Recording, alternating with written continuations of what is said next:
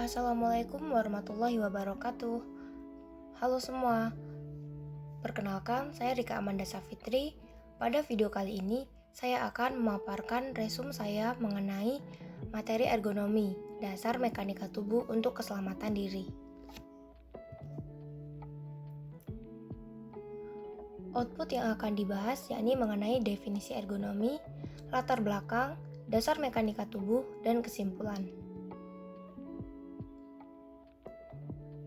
Definisi ergonomi. Ergonomi sebenarnya berasal dari dua kata Yunani, yakni ergun yang berarti kerja dan noemi yang berarti hukum alam.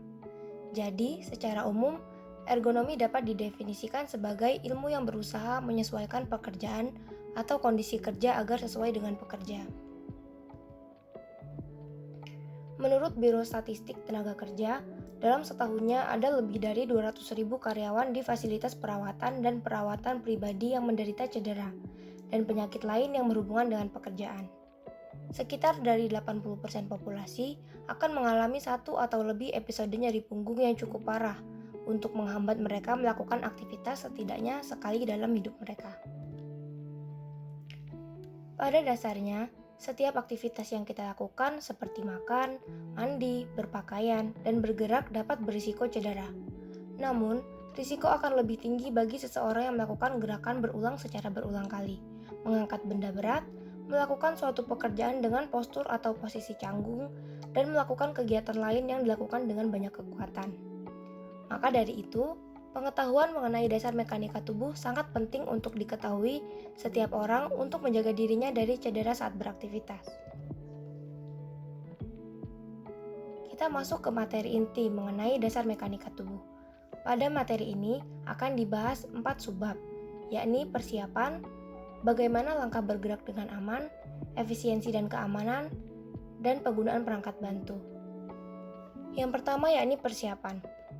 Sebelum memulai tugas, persiapkan diri secara mental dan fisik dengan melakukan penilaian situasi dan jangan terburu-buru saat mengerjakan tugas.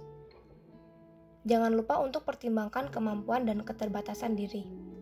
Pikirkan sebelum mengangkat dan memindahkan benda.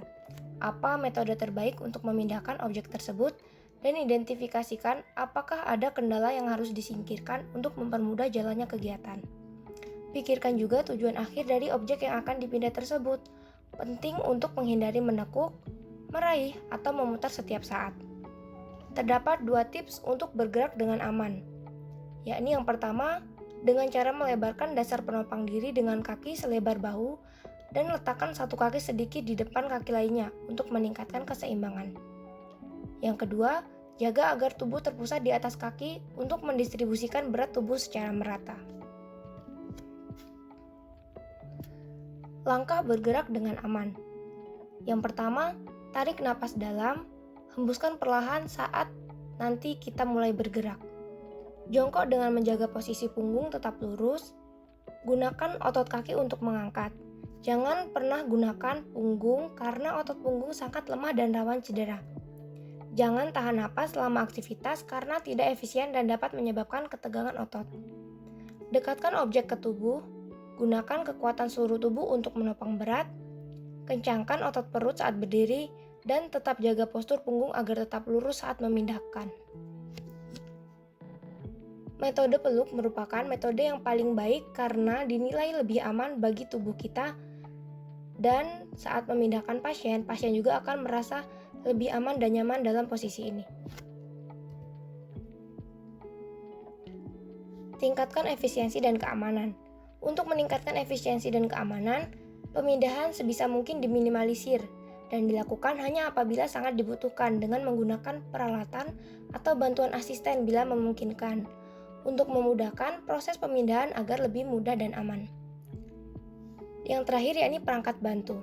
Pada mekanika tubuh untuk memindahkan pasien, penggunaan perangkat bantu amat sangat dibutuhkan guna memudahkan perawat dan pasien agar tidak melakukan terlalu banyak gerakan. Perangkat bantu ini contohnya seperti kursi mandi, peralatan angkat mekanis, dudukan kursi toilet, dan lain sebagainya. Fungsi dari perangkat bantu tersebut yakni untuk meminimalisir gerakan yang harus dilakukan oleh pasien dan juga perawat. Kesimpulan dari materi yang telah disampaikan tadi yakni Selalu luangkan waktu untuk merencanakan dan mempersiapkan setiap sebelum melakukan kegiatan. Dan jangan terburu-buru melakukan gerakan atau pengangkatan. Angkat beban dekat dengan tubuh dan dengan posisi peluk tanpa membungkuk dan tanpa memutar tulang belakang. Tetapi dengan cara berhenti dan kemudian putar dengan seluruh tubuh. Posisikan kaki sebagai penyangga dengan tepat dan angkat beban dan otot kaki dan lengan, bukan dengan punggung. Jika memungkinkan, jangan pernah mengangkat sendirian. Mintalah bantuan tim ataupun dengan bantuan alat bantu angkat. Ketahui peralatan, terutama bagaimana dan kapan menggunakan alat mekanis dan alat bantu saat memungkinkan. Yang harus diingat yakni, waktu lebih yang diambil untuk mendapatkan bantuan atau peralatan yang diperlukan dapat menghemat waktu pemulihan yang lama dari cedera pekerjaan yang signifikan.